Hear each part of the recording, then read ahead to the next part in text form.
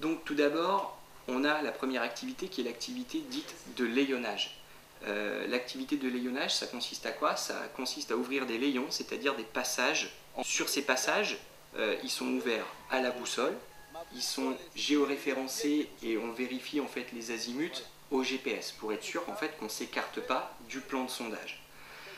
Ça va nous permettre d'avoir quoi? Ça va nous permettre d'avoir un géoréférencement des données d'inventaire. C'est-à-dire que ben voilà, quand on a un point GPS qui est pris, on va pouvoir dire que tout ce qui a été relevé à cet endroit en forêt, et ben on va pouvoir le faire sortir à cet endroit-là sur une carte.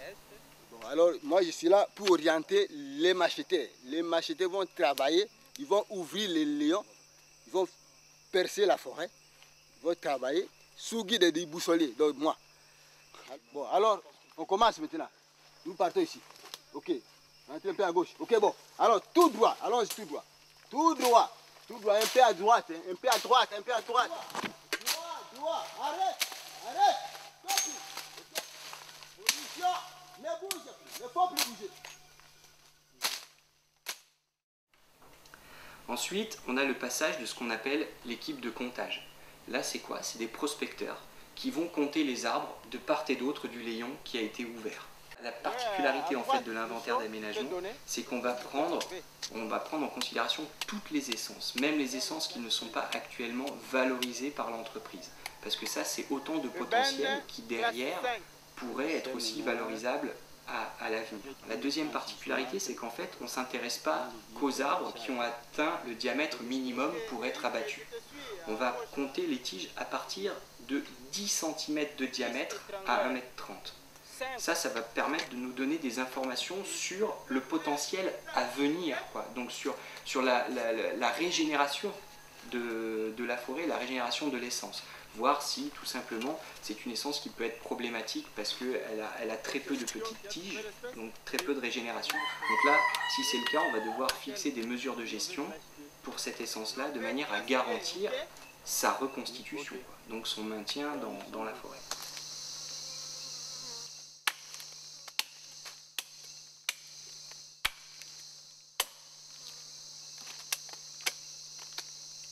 Wenge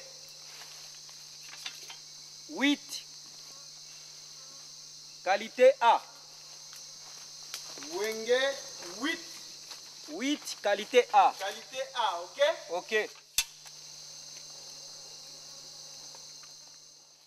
Quand je disais un inventaire multi-ressources, c'est que cet inventaire en fait forestier s'accompagne de relevés écologiques complémentaires.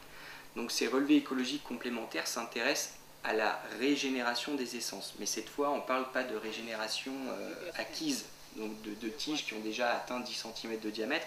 On va s'intéresser donc aux plantules, donc vraiment à la germination et tout ça. On va associer aussi des relevés sur la grande faune. Donc, type éléphant, buffle, chimpanzé, céphalophe, antilope, pour avoir une idée de ce que contient en fait la forêt en matière de faune.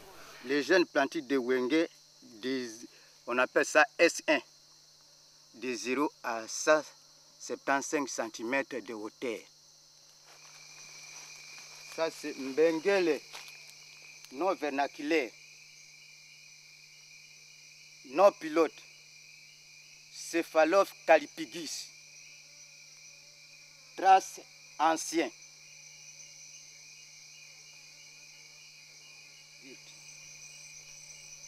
C'est piste ancienne. Hein? Bon. Les pangolins géants 13. Alors ça, je peux vous dire que sa maison, il reste là-bas, au fond de la terre. C'est son habitation. Oui, voilà, ici nous sommes dans un bloc que l'on a exploité, ça fait une année passée. Donc là, pendant l'exploitation, il y a une espèce là de gros mammifères, des bonobos, qui s'éloignent un peu de la zone d'exploitation pour se mettre dans une autre zone là. La preuve est là, nous avons le nid des bonobos qui sont avec nous à côté. Ce n'est pas l'exploitation qui perturbe l'ordre des gros mammifères ou des bonobos. Donc après l'exploitation, les gros mammifères, les bonobos viennent s'installer, se réintégrer dans leur zone où ils vivaient. Parce qu'il y a d'autres personnes qui peuvent dire que non, c'est l'exploitation qui fait partir des animaux ou des gros mammifères. Non, la preuve est là. On va faire en fait aussi des évaluations sur la diversité locale de la forêt, si on trouve des espèces qui sont particulières, ce genre de choses.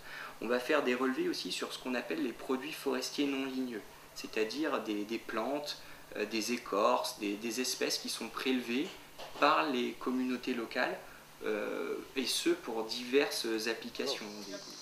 Regardez, ça ce sont des marantacées. Nos femmes préparent des chikwang. Elle emballe des chikwang. Ici, on trouve même des poissons non préparés. On prend ça, on fait des bouquets, on met ça dans le feu, on mange. Mais les ketchup ici, ça produit comme des poivres.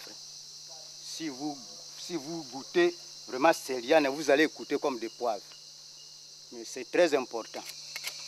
Ça, on appelle ça mao jaune. Cet arbre, si je prends ces écorces, je mets ça dans l'eau et je mets ça dans le feu, ça va bouillir à 100 degrés. Alors, quand je bois cette eau que j'ai bouillir, cette écorce, ça va me donner vraiment une force dans mon corps. Ça traite aussi les fièvres jaunes. Et puis on fait toute une série de relevés aussi sur l'activité humaine en forêt qui généralement donne un aperçu des territoires de chasse, de pêche, des villages situés dans la concession.